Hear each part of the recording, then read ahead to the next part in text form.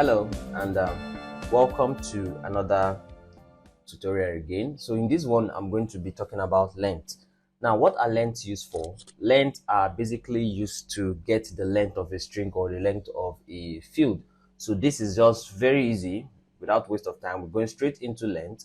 So the formula is len, sorry, let me put my caps lock on, len, and show the length. So whatever, we can be getting the length of anything we want. Now one good thing about this length is that it helps us to determine if some specific fields are correct, like maybe the field for phone number now, and we know that in Nigeria phone number is supposed to be 11 characters, so we can use it to determine, to know if there are bad entries or correct entries in the text. We know that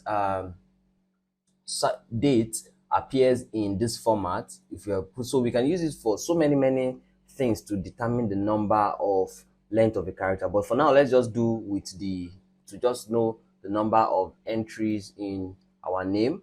So we have this, and we are just going to close the parent. This one is not a conditional statement, so it doesn't have any other thing attached. And I'm going to go ahead, and all I can do is click down below at this corner here where you have this dot, and you see, let me zoom it out a little bit so you can see.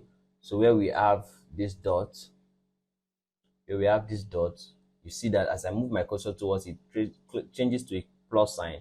If I double click on that, it populates the formula round the whole list. So we can actually confirm to see that Rashid has 7 characters, Dockers have 6, and thereabout till Obed would have 4. So the length is just used to determine the length of entries of a value.